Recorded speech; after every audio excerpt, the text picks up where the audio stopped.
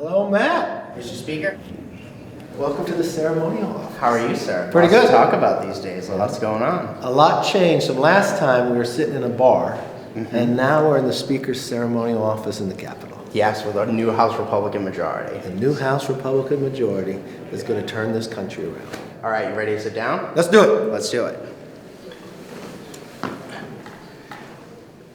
Speaker McCarthy, thanks for sitting down with us here in the ceremonial speaker's office. Very beautiful place to be. Lots going on, lots to talk about. I know you made it through a really tough speakership election at the beginning of this whole thing, like Rocky Balboa, 15 rounds. That's right. What was it like being in that fight for the whole week there, all 15 rounds of that election for the speakership? Look, I think it's something that you probably wouldn't want to have happen, but I think it brought us closer together. And you know, my father always told me, it's not how you start, it's how you finish. If you watched me through it, I think the one thing the American people should take away is I'll never give up. And I think we're stronger for it in the end. But look, it's an honor to have you back. I think this whole changes, right? Here you are sitting in the Speaker's ceremonial office. And when the Democrats were in power, they didn't even let Breitbart have credentials as a press organization. How the world has changed. Right, yeah, very different. And I remember the last time we did this, we sat down in a bar. We had to be in a bar on Capitol Hill down the street, right? Like, and and there was a lot of news we broke in that interview too. I mean, I know you laid out that you were going to remove Adam Schiff, Eric Swalwell, and Ilhan Omar from their respective committees, and you've done that now as Speaker of the House. Promises made, promises kept. If you it's really important for the American public to see what this new Congress is doing. And some of it is smaller things. Everything. First thing is we open the House back up to the public. This is the people's house, so they can come and see it. Secondly is we created something on this floor that's different that hasn't happened in 7 years. This didn't happen one time under Paul Ryan or any times under Nancy Pelosi, where you actually had an open rule on the floor where any member can bring up an amendment. A much more open process where the idea can win at the end of the day.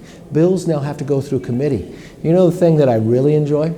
I've took away proxy voting. So members of Congress actually have to show up for work, to do their job, to be the voice for their districts, to be in committees. And I think at the end of the day, you're going to see things work better. Right. Okay. So we've got a lot to talk about over the course of this interview. There's a lot going on right now. There's a lot coming down the pike over the course of this year and the next year and a half ahead of the next election. Arguably the biggest story of the year so far, and the media, who are all lined up outside this room right now trying to get a question with you, the establishment media are freaking out about this. Your decision to release the January 6th surveillance tapes here from the Capitol to Tucker Carlson. Can you tell us why you made that decision? What was the thinking behind it? What do you think it showed? Well, this is all about transparency, and it won't just be to Tucker. Like any news organization, different people get exclusives. We watched during the January 6th, CNN would have exclusives all the time, and nobody complained. CNN actually got to be in the statuary hall for a whole hour for their own show. You've watched that January 6th would release only certain tapes. I think it's better for transparency that anyone can make their own decision up. And as we walk through these are many more hours of tapes than the January 6th committee told us. It's not 14,000, it's 42,000 hours. We want to make sure for security purposes or certain exits aren't shown and others. But you know the most interesting thing, when I sat down, when I had the team talk to the Capitol Police about making sure they had no problems with the exit is showing, they said January 6th never asked them that. They showed the exit of the vice president. They showed the exit from my office. They literally had then Speaker Pelosi's daughter showing the secure location that they take the leadership. That's not supposed to be known to anybody, and CNN reported it. And I don't remember the press ever getting upset with that. So what we want to do is make sure we have this out that everybody can see it. As Tucker Carlson rolled out several of these tapes, he made a very compelling case that the January 6th committee lied to the American public, the Democrat-run committee, which I know you've been very critical of. What do you think? Do you think the January 6th committee lied to the public? Do you think that these tapes show that? Well, I haven't been able to see all the tapes yet, but the one thing I did know, there were certain things the January 6th committee did that I knew was purely political. First, not letting Republicans on the committee. Secondly, they made accusations that we knew were not true. They said one Republican congressman gave a tour. Well, the tapes show he did not give a tour. But you know what? One of the Democrats on the January 6th committee did give a tour in the Capitol the day before.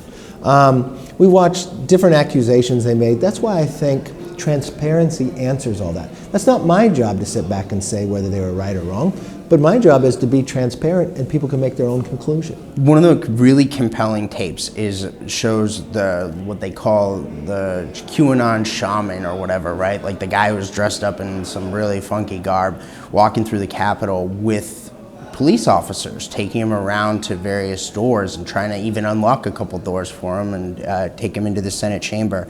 There's all sorts of other stuff that maybe contradicts some of the official narrative that's out there.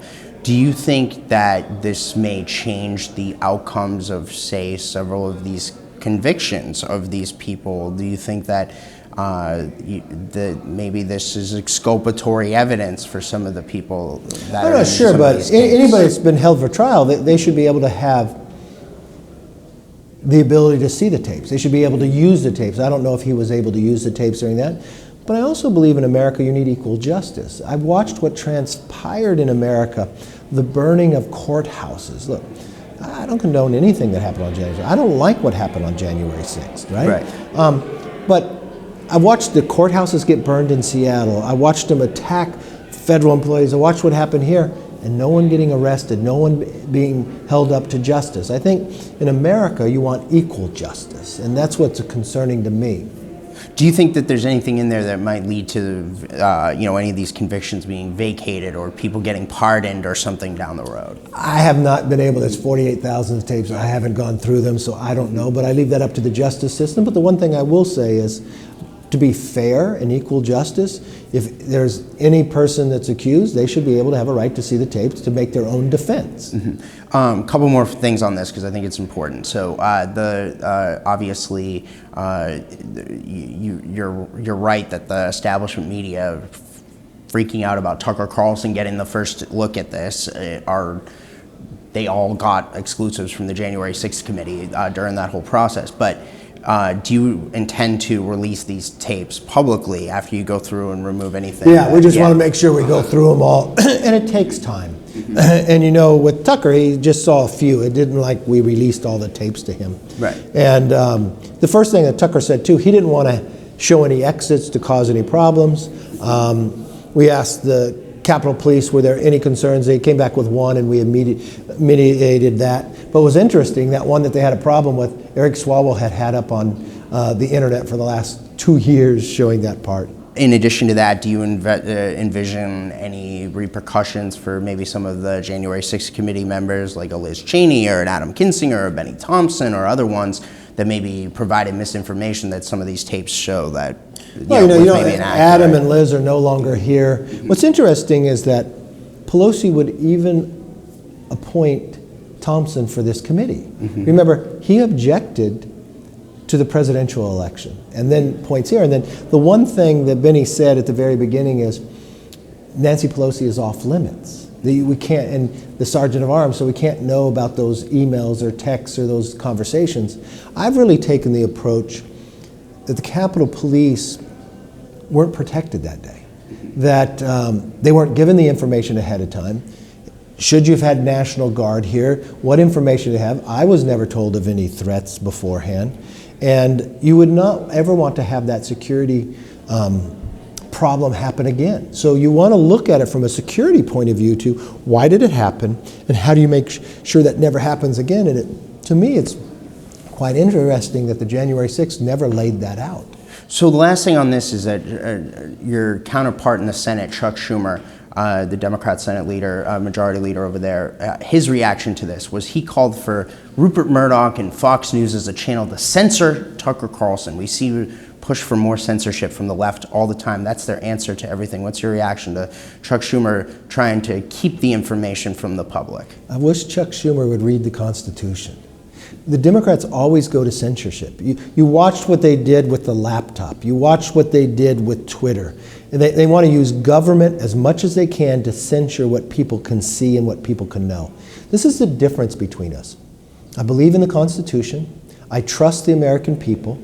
And you should just have the ability to have all the information and let people make their own judgment. Right. So on that note, kind of shifting gears into censorship, this is a major topic we want to talk about. Watch social media, what they've been doing to conservatives for a long time. That's why Schumer professes this. Right. So we see what came out with the Twitter files. We've seen the rise and fall of the Disinformation Governance Board at the Department of Homeland Security. We've seen other efforts with big tech companies, but also other private companies.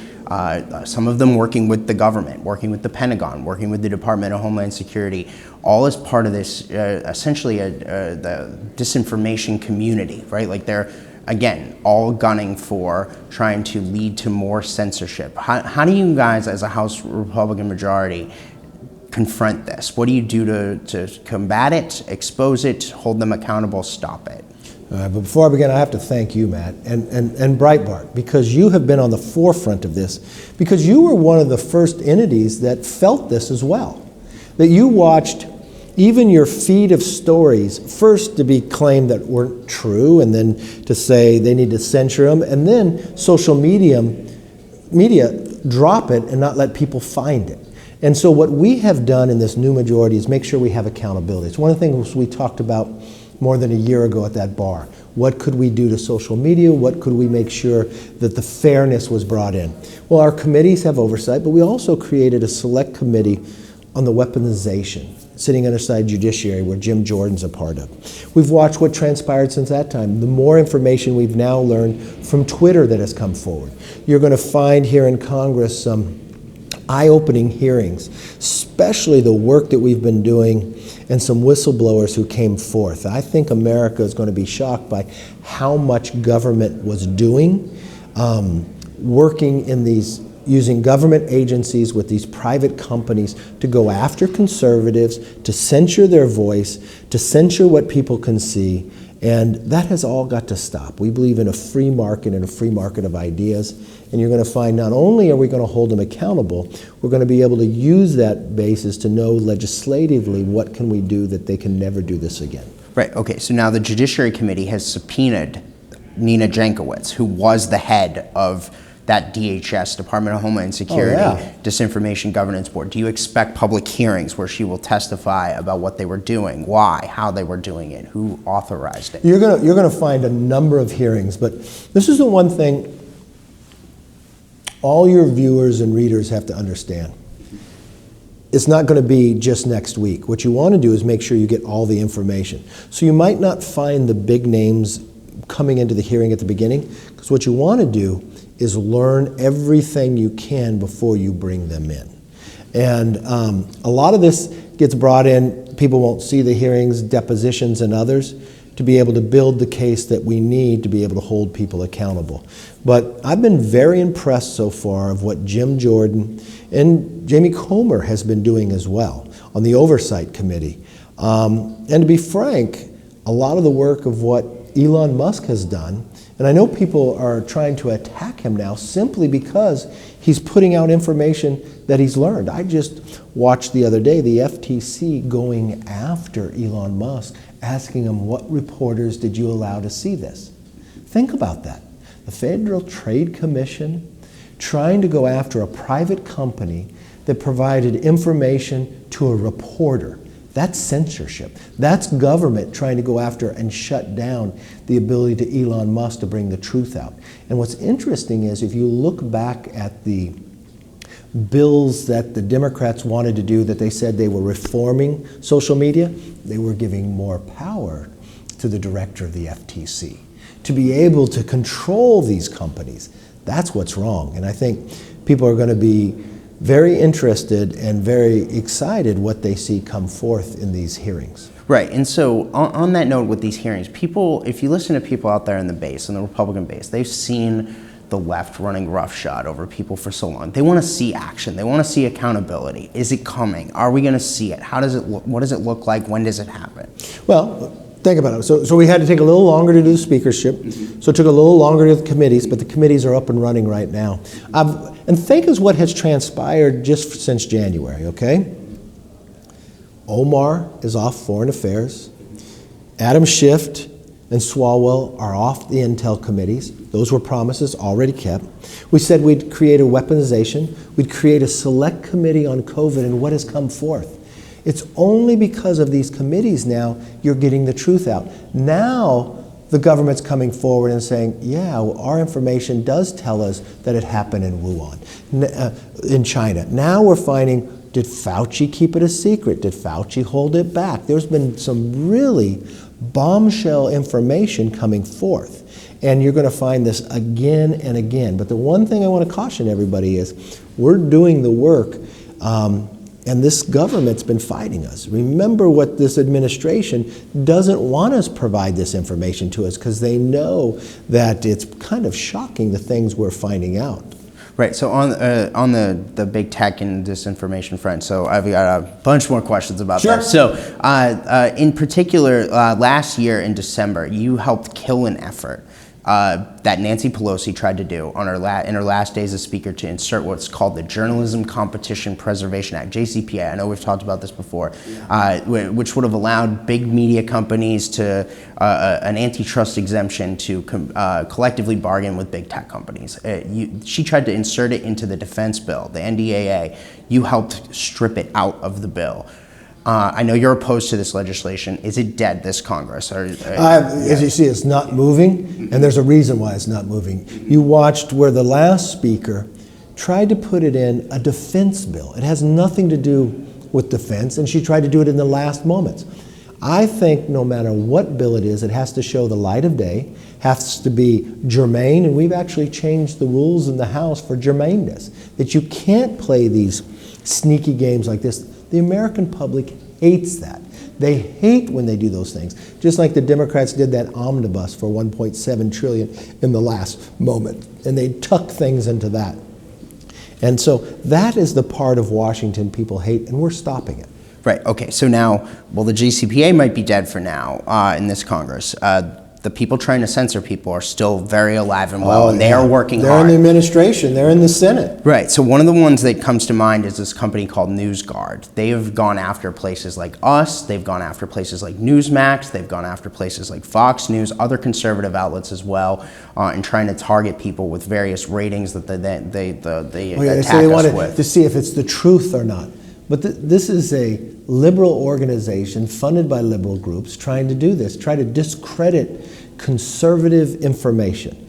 And the one thing I firmly believe in, the freedom of the press. You have a right to deliver the news, and people have a right to decide one way or another. But we cannot allow them to continue to doing what they're doing. And you're going to see within hearings, we bring light to this. On that note, NewsGuard actually has contracts with the federal government. Like, they've got Pentagon contracts. They also have deals with the teachers' unions, which is that concerning to you? Is that something you intend to look at? It's very concerning to me. Why do they have these contracts? What are they doing with them? And look, this is always healthy. Not to prejudge anything, but you should have oversight. We should look at this. What are they doing? Why are they doing it?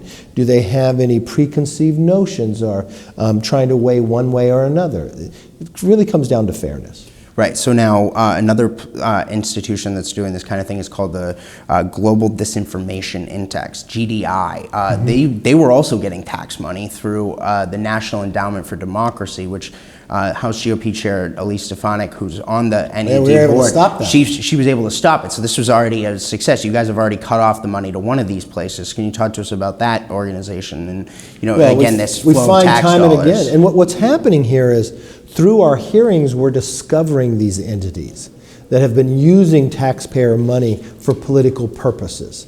Anytime we find that, we try to stop that. And this is something that we were successful in by not even passing a bill, but getting the information out, having a member serving on that committee, raising the issue and stopping it. Another big thing that we've investigated, and this happened during the Trump administration, and actually. I do need to thank you, because one thing Breitbart has done has brought light to this, has brought information about this. And really, when people see it, it really, sunshine cleans up so much. Right. So one other big thing that we've uncovered with the big tech front is this Amazon contract with the Pentagon with regard to the Jedi contract with cloud computing. And there's all sorts of concerns about potential cronyism on that. Is that something you're having people look into during this Congress? I have a number of members that have been looking into this contract, how the contract was made. Is there any illegal activity done within there? And I think more of that will come to light. We've seen the rise of these artificial intelligence things like ChatGPT. Are these concerning to you, or are there issues with this stuff? What are some things? Look, artificial intelligence could have a lot of great benefits. Could help us detecting cancer earlier, better detection with eyes, and it could help us solve health issues. It could help us do other things. It could eliminate certain jobs. So it has to be done in a thoughtful way. But whichever country capitalizes on AI or quantum first has an advantage over the other. So it's just like anything else. It could be used for good, and it could be used for some bad things too. So I think it's thoughtful about how we go about looking at it as well. Right. Okay. So shifting gears a little bit here, debt ceiling. Yes. Obviously, one of the biggest things you guys are going to confront this year. I've talked to dozens of people preparing for this interview, a lot of members, a lot of people around town, a lot of people throughout the media, asking them, what's the big thing they want to learn from you? A lot of them say they want to know what is the line on the debt ceiling. What are the terms? What is the line in the sand? What are you willing to accept? Lay out the battlefield for us. Look, the debt ceiling is very serious, and we've got to understand what the debt ceiling is. And just to put it down, it's like providing your child with a credit card. They charge all the way up to the limit. You're responsible for paying it, but do you raise the limit without changing the behavior, or do you change the behavior?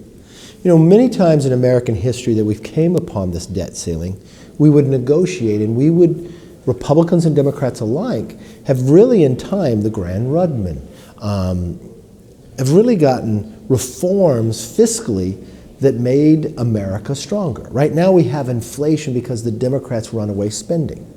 And what really people want to look at, is it a spending problem or is it a revenue problem? Because our spending is $31 trillion of debt. You just had the Congressional Budget Office just come out a couple weeks ago and tell us a forecast for the next 10 years.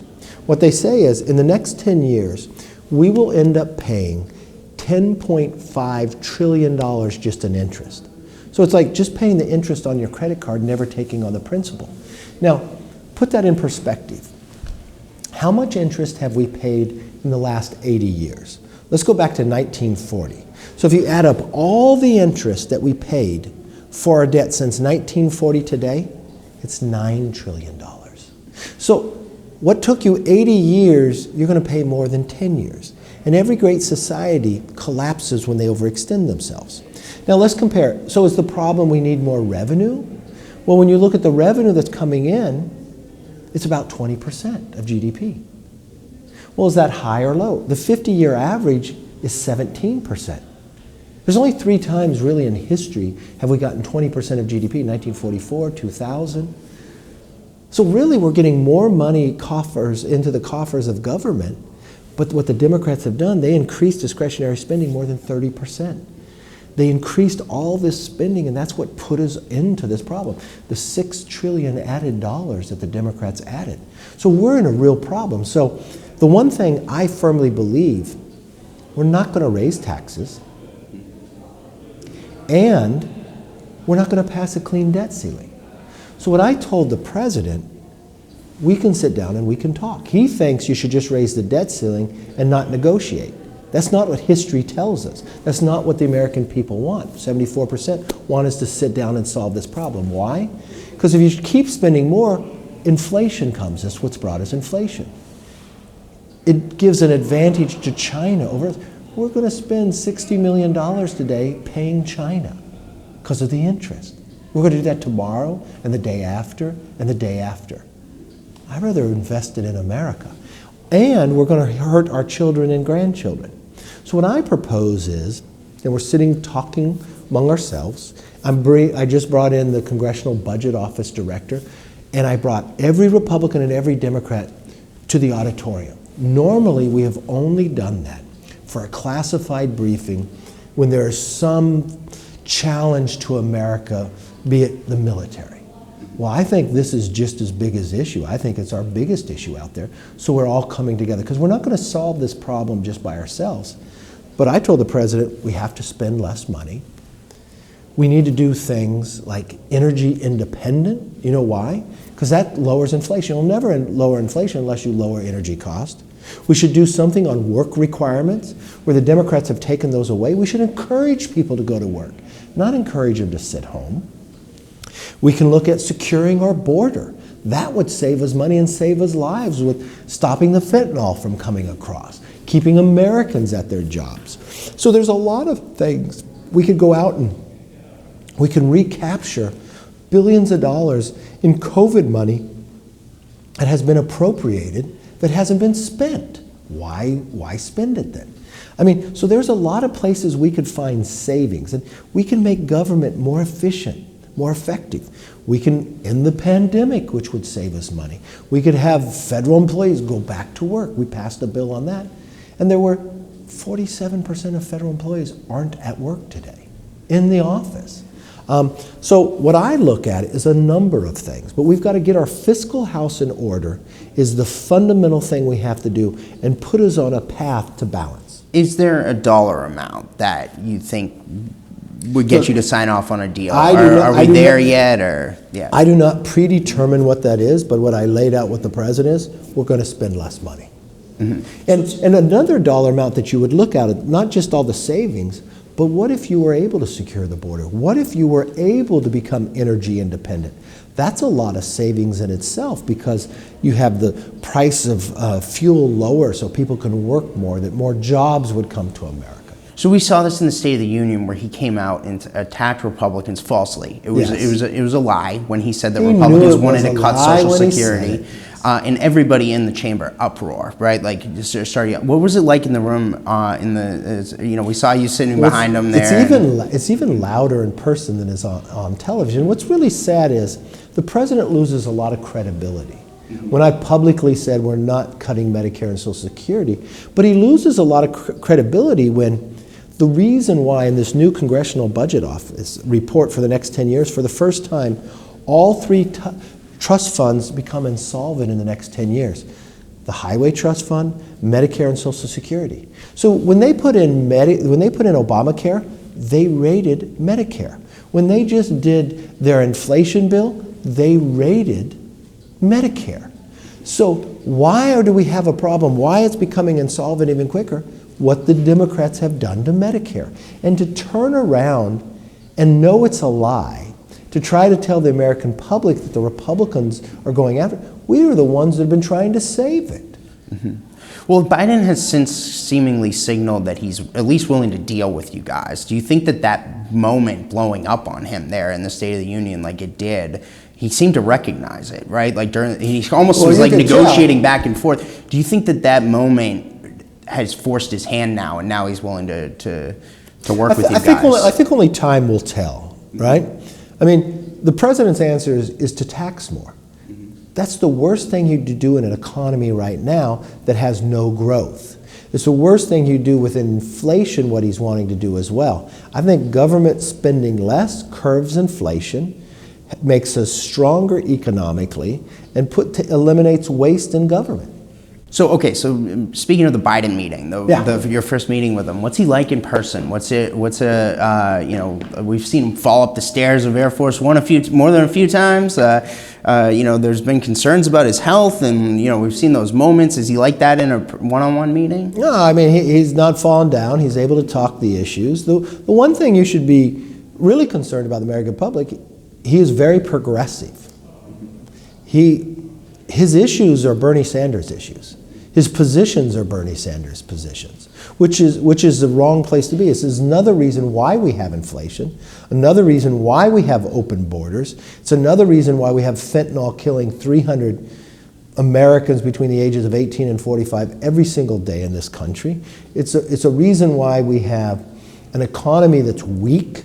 That's the reason why we have gas prices and energy prices the highest they've been in a long time, higher than when he took office. I mean, it is those very liberal positions that has harmed this nation and made us weaker around the world. Think about what he did in Afghanistan, creating those 13 Gold Star families. He didn't listen to his own military. And I promised to have oversight of that, and we're having hearings on that. And think about what the world is. The world is more dangerous today than it was before he took office. A little bit different point here. Your predecessor, Nancy Pelosi, here as Speaker, I know you guys disagreed on a lot, but she ruled this place with an iron fist, and she was pretty effective as Speaker of the House. Is there anything you learned from her style as Speaker? Yeah, I mean, you don't want to be that way. I mean, is measuring somebody effective passing a bad bill or making America stronger and energy independent? Medicare has now been raided. We've now got a deficit, the highest percent we've ever had since World War II. We've got more people from a challenge that haven't been back at work. She didn't have members come to work. Bills didn't have to go through committee. It was all one-sided. So I don't know that she goes down in history as effective, but I do know she goes down in history of causing a lot of damage to this nation.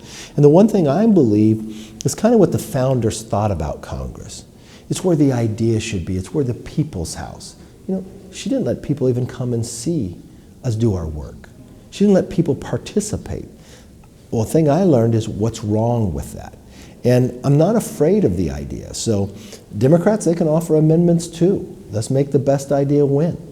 Yeah, by the way, speaking of the opening up Congress, I was walking through the halls the other day and was able to walk right in and go right up to a member's office. Didn't have to have an appointment and an escort to take me into their office. It's pretty amazing. So you know, the country was created by getting rid of kings and queens. And you might think a king is really effective, or a queen, because they just rule one way. That's not America. America and Americans lend their voice to their members of Congress, and they expect their voice to be heard. And what's happening in Congress today, their voice is being able to be heard. Right. Okay. So now, the last time we did this big sit-down interview, we talked a lot about the commitment to America, and you previewed it, and then you came out with it later last year. Before the midterm elections, one of the big pillars in it was the Parents' Bill of Rights. Now, you guys have just introduced a Parents' Bill of Rights. Can you walk us through the pillars of the Parents' Bill of Rights that you guys have introduced? Well, you know, the reason why you feel bad that you shouldn't have to have a Parents' Bill of Rights in kids' education, but parents need to have a say in their kids' education today. One, they should know what's being taught in their kids' school. They should know if there's some vandalism or some attack on another student. They should know where the money is being spent in there. And so we unveiled the Parents' Bill of Rights. And what's very interesting, we had a number of parents come across this country to talk to us. One was a father, you recognize him from Loudoun County, where his daughter was molested in the girls' bathroom by a boy wearing a skirt. That boy had molested another girl before, and they were never notified. We had a parent from Rhode Island, a mom who wanted to know the curriculum that's being taught in the kindergarten because it was inappropriate. You know what she was told by the school board? You have to put it in writing. Put it in writing, still wasn't noticed. So she put it in writing numerous times, and then they sued her. We watched another parent come before us of what the money was being spent on because their kid wasn't getting an education. Well, you should know what that is. You should know what the curriculum is. You should know what's in the library. You should have a say in that. If something happens, as if a child's molested on a campus, all parents should know from that process as well. Right. China. Yes. Earlier this year, we saw a giant white Chinese spy balloon fly across the entire continental United States for 5 days. Joe Biden let it cross from Montana all the way to South Carolina before he shot it down over the ocean once it after collect all the information and send it back to China. They haven't done anything to hold China accountable yet. What should they be doing? You know what? The first thing they should do is call President Xi and tell him to stop the chemicals that create fentanyl from coming to our country. President Trump did that and it dropped. The second thing is you got to have one policy with China. A thing that all your viewers should understand. We kept another promise in the commitment to America. I said if we took the majority, we could create a select committee on China. So we will no longer be dependent, be it in critical minerals, be it in our medical, be it in our food supply and others, buying up our farmland. We created a select committee of Republicans and Democrats that will look at not just from a security point of view, but from technology, from agriculture, from critical minerals, that we will no longer be dependent upon China for those, that we will create and bring those jobs back to America. I'm proud to say that's up and running, and I'm proud to say the way they're performing, they just had a couple hearings, very impressed by it. You'll be surprised at this, even the Washington Post wrote an editorial so positive about it. It's also been reported that you're going to meet with Taiwan President Tsai Ing-wen in California. Can you tell us about the decision to meet in California? Well, look, China will never tell me where I can go and not go. Mm-hmm. And so there's an opportunity that there'll be a day that I go and where I visit in Taiwan. But the Taiwanese president, she's coming to America.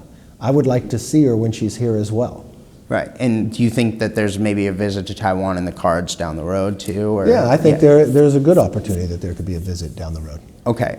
So now one doesn't preclude the other. Right. Right. So just, totally can see you meeting her here and there. Yeah. Right. Exactly. That's how you build stronger relations. So now, okay, so you mentioned earlier the origins of COVID. We saw the Energy Department report leak to the... Why'd that take so long? Why was it, when the Democrats had the majority, that they didn't have one hearing on the origins of COVID after it killed millions of people across this country?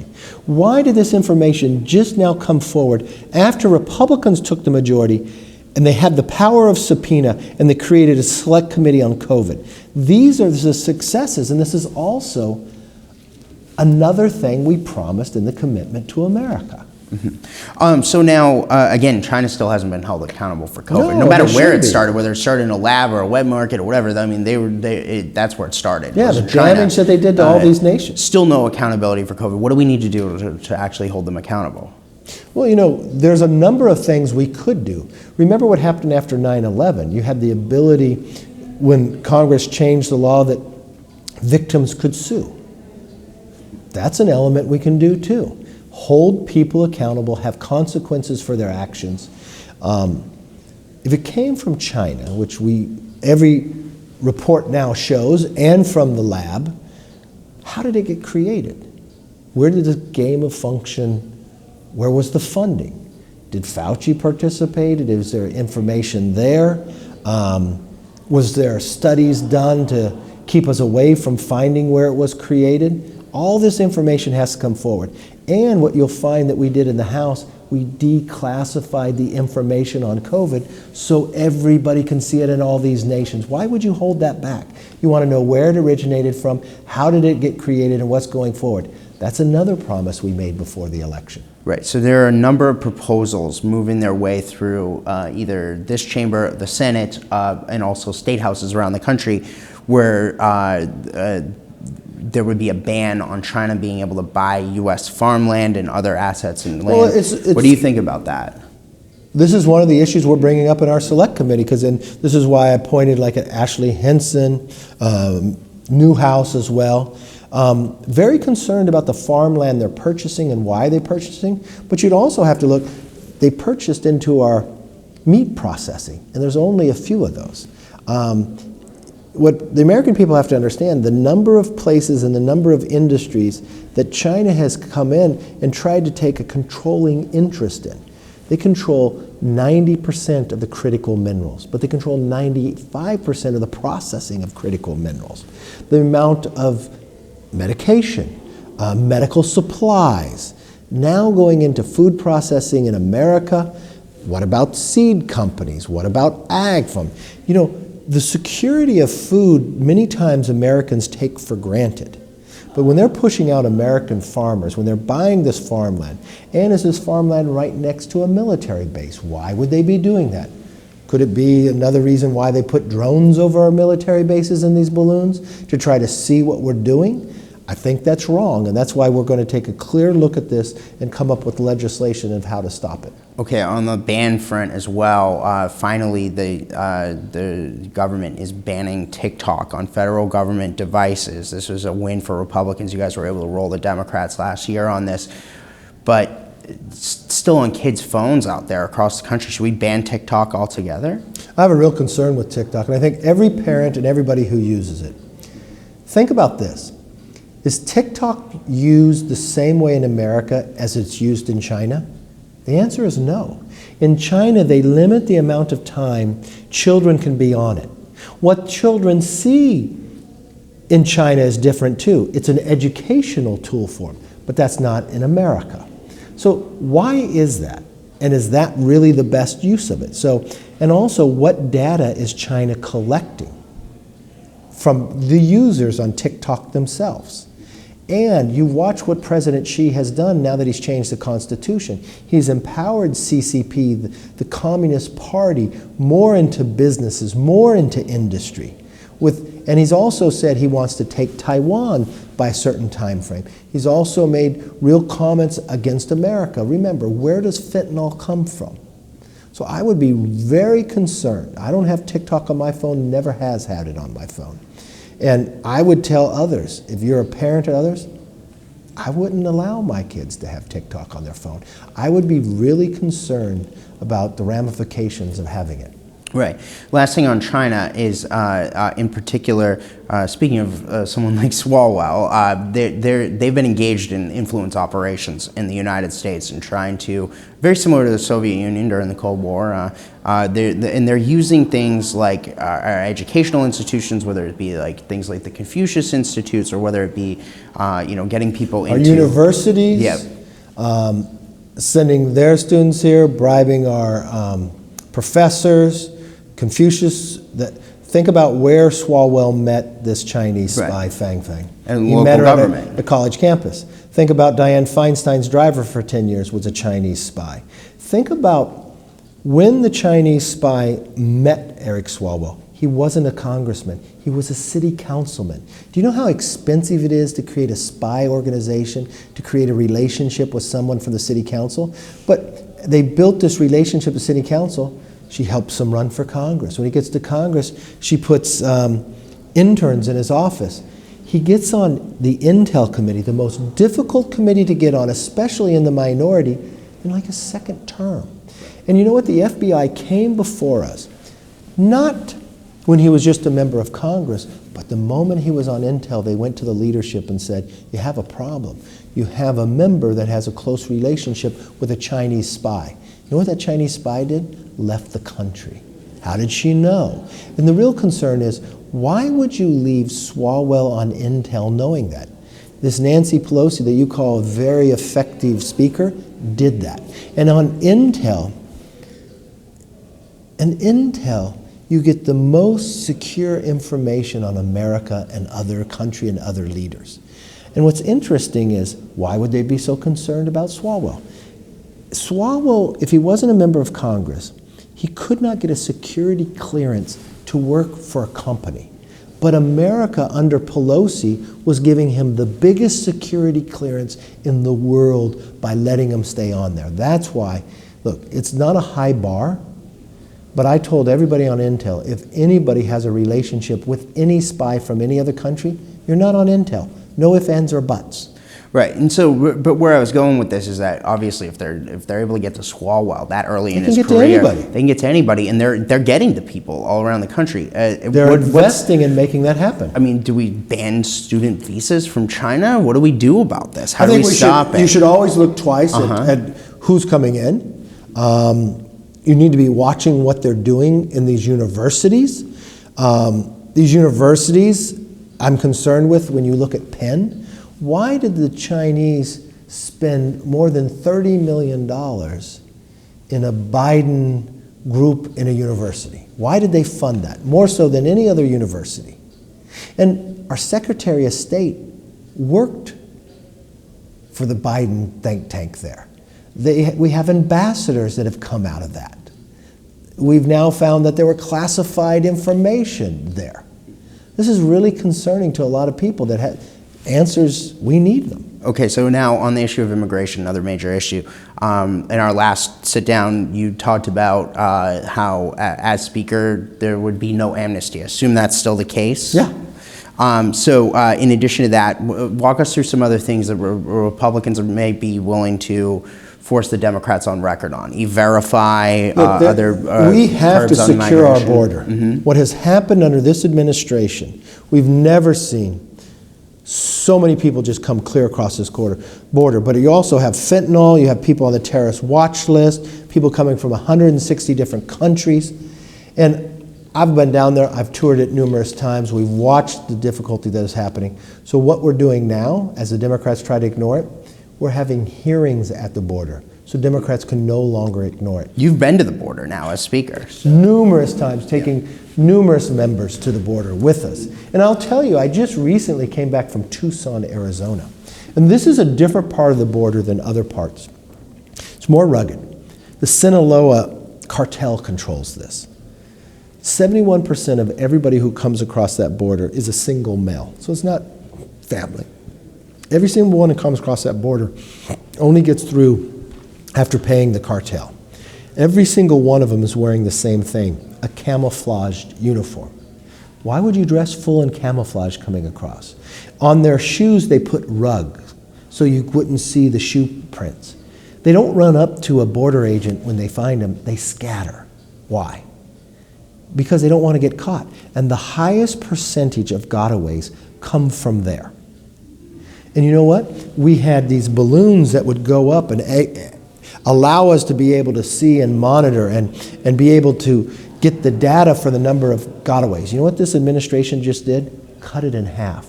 So they want to say that, oh, the numbers are dropping. No, the numbers aren't dropping. They're dropping the technology so we won't know how many people are coming across. So we're going to produce a border security bill, that we're working on it now, that will secure our border. That's the very first thing we have to do before we do anything else. Right. Now, speaking of the cartels, 4 Americans were kidnapped. 2 of them were killed. 2 were murdered. Right. One's apparently very injured in the hospital recovering. And it wasn't by far cartels. over the border. Right. They were just on the other side. Yeah. Down on the Texas daylight. side of the border. Yeah. So what do we do about the cartels? I mean, should we designate them a foreign terrorist organization? I think you have to designate them. We do not have operational control of our border. For anyone in America that's been down there, I want to give credit to Governor Abbott. It shouldn't be his job to secure the border, but he has to put effort into it. You look what has gone on.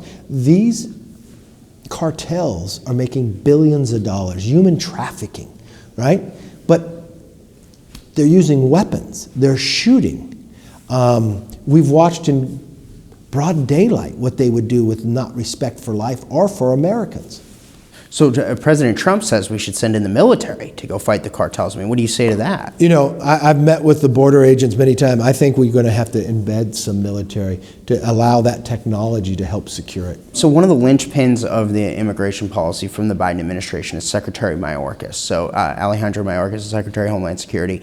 I know he's resisting efforts by you guys to hold him accountable. What are some of the steps you guys are planning to take? Well, if you watch the hearings, we want to know why the border is not secure.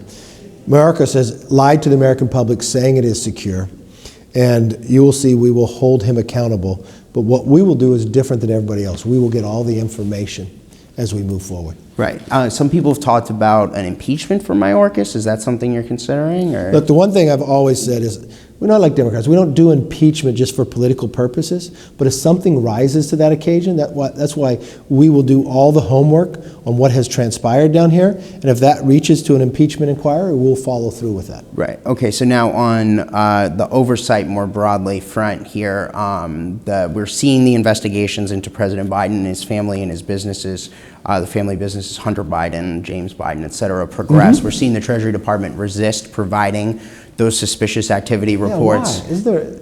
There's hundreds of them. It's not easy. More than any other American, by the way. It's not easy to get one of those to happen, and it's not with one bank. Right. Why would they hold that up? So where does this investigation go? This is kind of where I want to last couple of things we want to talk about. Jamie Comer has been doing an excellent job on this. He has a great information behind this. We are following the information every place it takes us, but what we're finding is the administration is fighting every step of the way. Why would they fight it? It's very interesting to us. Why would they fight just the story on the laptop itself?